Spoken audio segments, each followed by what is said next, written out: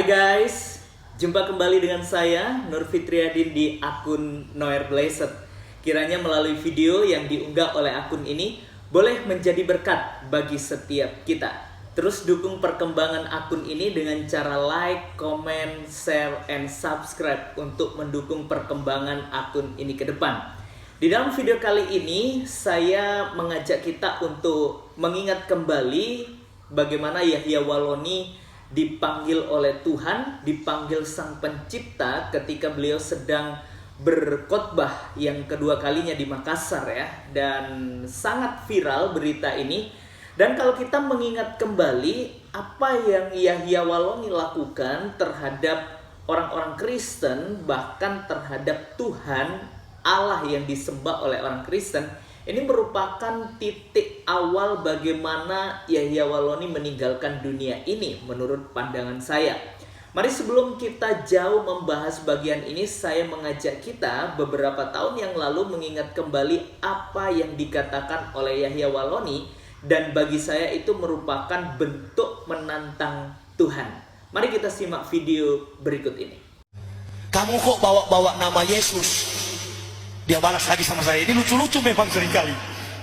Kamu tahu kan, kamu bekas pendeta, Yesus pernah kutuk pohon ara. Jangan sampai lagi Yesus kutuk kamu. Saya katakan, kalau Yesus kutuk, jangan besok-besok habis SMS ini saya mati kalau Yesus Tuhan. Saya mati kalau Yesus Tuhan. Bukankah Tuhan berhak mencabut nyawa seorang yang menyangkal? Seorang yang mengolok-olok kalau dia Tuhan? Jangankan jauh-jauh, habis saya ceramah ini, kalau Yesus Tuhan, deh, mati saya.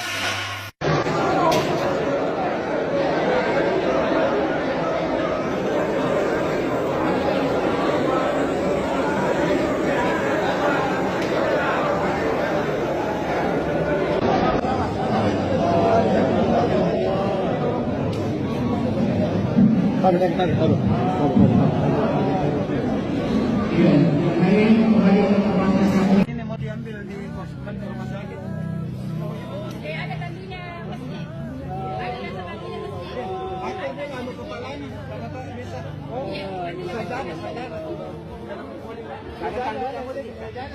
Baru saja kita menyaksikan ceramah dari Yahya Waloni ya, bagaimana beliau dengan tegas, bagaimana beliau dengan lantang menantang Tuhan ya. Kalau memang Yesus itu adalah Allah, maka dia mati saat itu juga. Ya, kita mengingat kembali bagaimana kehidupan bangsa Israel ya teman-teman. Apapun bentuk penghujatan terhadap nama Allah, bahwa itu adalah kesalahan yang serius di mata Allah. Itu adalah kesalahan yang begitu luar biasa yang mendatangkan murka Allah. Kita harus akui, kita harus ingat bahwa Allah tidak pernah menuntut bagaimana kita menasehati dia ya teman-teman ya. Apa yang dia lakukan, apa yang dia kerjakan itu berdasarkan kedaulatan mutlak Tuhan. Tuhan tidak perlu nasihat dari manusia yang diciptakan oleh dia. Kalau kita melihat bagaimana ceramah yang dilakukan oleh Yahya Waloni mengajak kita mengingat kembali siapa sih kita di hadapan Tuhan.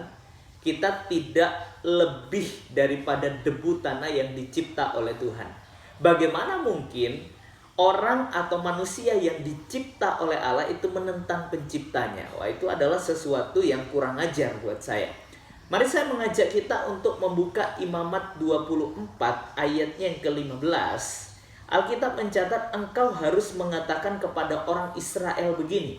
Setiap orang yang mengutuki Allah harus menanggung kesalahannya sendiri.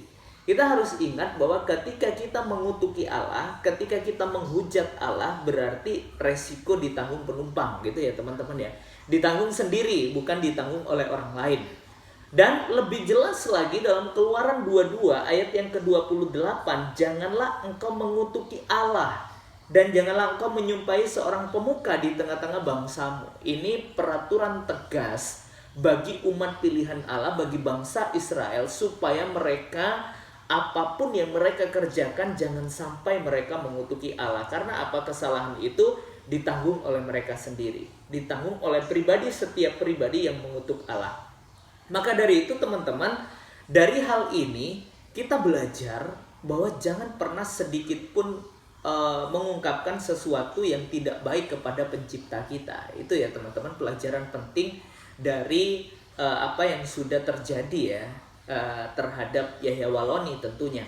Dan ini mengajarkan kita untuk merenungkan kembali, untuk kita bijak menggunakan perkataan kita, untuk kita bijak menggunakan media sosial, untuk kita bijak mengambil keputusan. Karena percayalah bahwa setiap keputusan yang kita ambil, apapun yang kita kerjakan, itu semua ada resikonya. Oleh sebab itu jangan asal bicara, apalagi itu menentang Sang Pencipta. Gitu ya teman-teman ya. Ya kiranya melalui video ini kita diingatkan kembali bagaimana seharusnya kita hidup sebagai orang-orang percaya, apalagi pemuka agama seharusnya mengajarkan suatu yang baik kepada setiap umatnya. Ya kiranya video ini boleh menjadi berkat bagi setiap kita dan mengajak kita untuk berhati-hati menggunakan mulut kita. Tuhan Yesus memberkati.